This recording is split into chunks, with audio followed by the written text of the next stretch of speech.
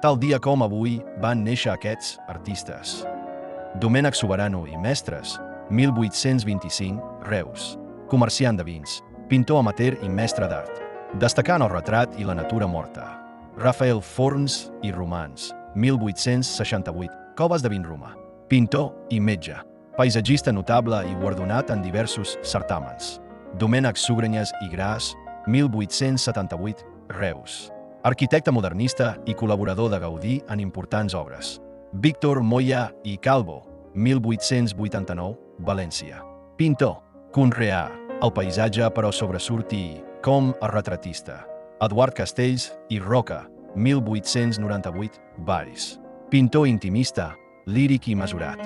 Destacà en figures, natures mortes i paisatges urbans i rurals.